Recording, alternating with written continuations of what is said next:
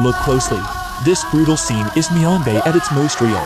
The girl never imagined that answering a high-paid recruiting call would land her in this living hell. As she spasms on the floor, the man running the electric torture only savors it more. Her crime is simple. She missed the shock quota.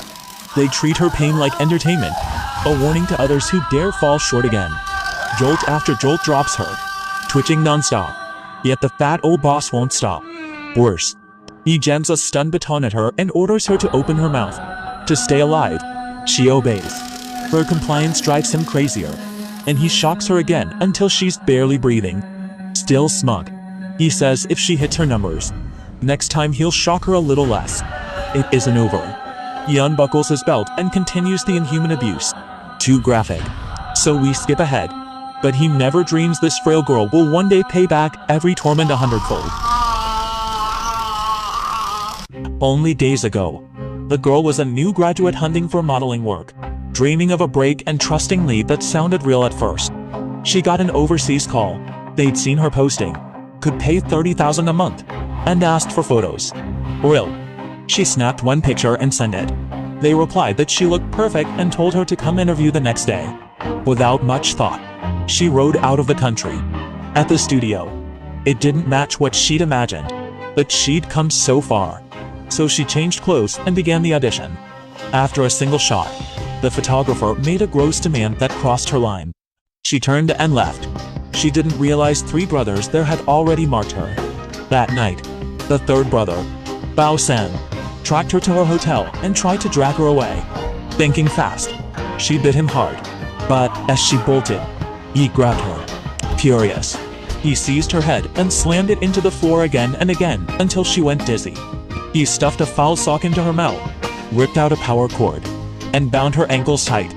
Then he pulled a small knife and warned her to cooperate. Next door, Lao Wang heard noise, kicked in the door, burst it open, and saw the bound girl. He tried to rescue her, but Lao San in ambush knifed him, 70 or 80 stabs, killing him on the spot. Only then did Lao San finally realize he killed someone. Pulled out his phone, called his 2 brothers, but they stared at the nearby girl. They looked oddly calm, like they'd done this before. The boss pulled out gloves and had his 2 brothers put them on and clean up to stage the scene quickly.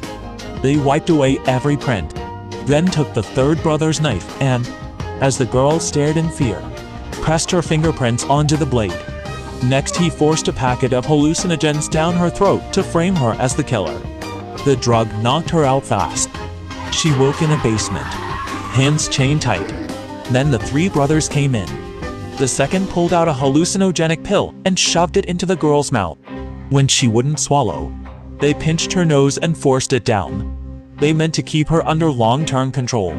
Lao San couldn't stand it and went to bring the girl food.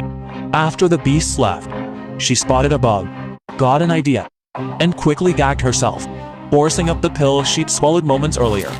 Soon, Lao San returned again, unlocked the girl's cuffs, and dressed her up. When he stepped out to fetch shoes, she grabbed an iron bucket and slammed his head. Then she kept striking the beast in a wild frenzy. Lao San collapsed on the spot. The girl seized the chance, scaled the wall, and slipped out a window. He sprinted through the snow to downtown. But in this foreign land, nobody understood him. They mistook him for a madman and stayed away.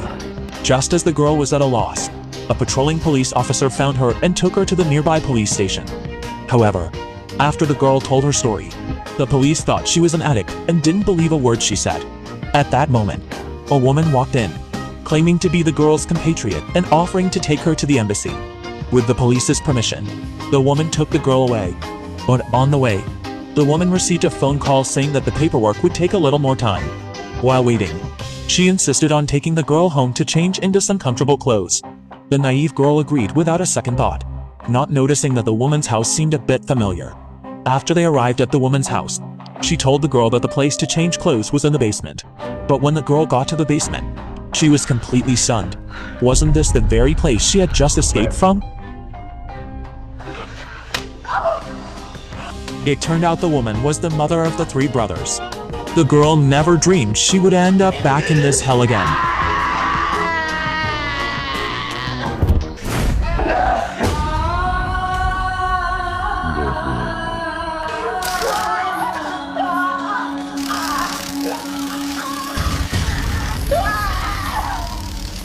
This fat old man runs an electric torture ring in northern Myanmar, the main enforcer who savors every jolt. The girl tried to flee, so he shot her until she was barely alive. Watching her writhe, he felt satisfied, utterly sick. Worse, he tried to ram the stun baton into her mouth. She refused to open, and he snarled that he'd kill her immediately. To live, she trembled and parted her lips, only to be hit with another brutal round of merciless electric shocks. Next, the fat old man whipped out a belt and made the girl suffer through her pneumonia. 2.5 minutes later, he stumbled out, sweating. Then the boss came down to the basement. He meant to keep hurting her, but her pitiful state killed his appetite. So he mocked and degraded her instead. Furious, she gathered her last strength and slapped him. He snapped, swung his fists, and beat her until he finally stopped, her face smeared with blood all over. Now useless, the girl was marked for burial. They dug a pit, stripped her of everything, and jammed her into a box, tossing in the shock baton too. Lao San threw her necklace in, slammed the lid, and locked her inside alive. The box went into the pit and was covered. Finished. They even talked about the next victim, as if nothing had happened. Only Lao San went to his mother to confess. A joke coming from murderers. If confession helped, why have police? The girl woke in the dark box. She had to escape before the air ran out. Once the oxygen was gone, there was only death. With no way to break the law, she could only pray her debt wasn't paid and she couldn't die here. If she lived, the three brothers would pay dearly. As if Guanyin answered, the ground collapsed and the box dropped into a sewer. She survived the fall, found a spark, and forced herself to eat roasted duck necks. Thirsty, she drank filthy sewer water. Days later, she finally found an iron gate leading up to a world she hadn't seen in ages. She reached the embassy and hesitated. She could ask for rescue. Yet, she turned away, deciding those beasts must suffer for life. She hid nearby, tracked the family's routine, and waited for one of them to be alone. Her first bait was the necklace. She slipped it into Lao San's coffee. When he felt it in his mouth, he went rigid. He had thrown that necklace into the coffin box. How was it back? Then he noticed the girl at the corner and chased her. She lured him into an underpass. When he looked away, she whipped a rope around his neck and hauled hard. He passed out from lack of air. When he woke, his limbs were bound tight. The girl drew a grotesque mark on his face with a knife, then opened several cuts across his body. Next, she pulled out maggots and spread them over every wound, making them fester until she died in infected agony. After finishing Lao San, the girl targeted Lao He was clueless, drinking at a bar, as she quietly spiked his liquor there. Clueless. The second brother gulped it down. A second later, his stomach cramped hard. He spotted the girl right in front of him and ran after her. But nausea drove him to the toilet. When he looked back, the girl he'd buried alive was there. He dropped to his knees. She kicked him over, yanked his hair, and forced him to drink potent ice beer. Afraid Lao hadn't had enough, the girl pinned him in the next pit and served more Ali give Dotsi. He choked to death. When others arrived, they assumed he'd passed out drunk there all along. Next, the girl snapped a photo of Lao San and sent it to his mother. The woman rushed home and found her son missing. She ran to the basement, but the girl had escaped. Before she could react, the girl slapped her dizzy and shoved her into the sewer. When the woman woke, her youngest son lay tortured, drenched in blood. She begged for mercy. It was useless. The girl locked her in an iron box and buried it underground. She left her there, hearing only muffled screams, and walked off, calm, as if nothing happened today. The girl then used the same bait on the fat old man. He chased her to the sewer and was knocked out from behind. He came to strapped on an iron bed. Without a word, she shocked him again and again. He never thought his own signature torture would hit him. Still not done.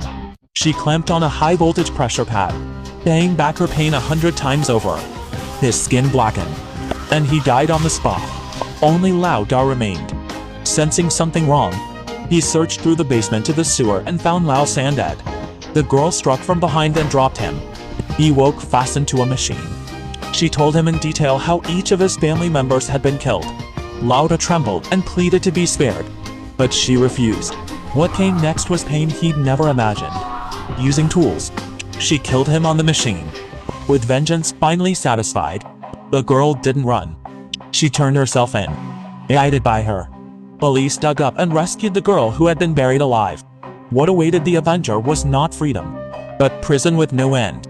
The lesson: never bully a girl. She may be the one you can't afford to provoke.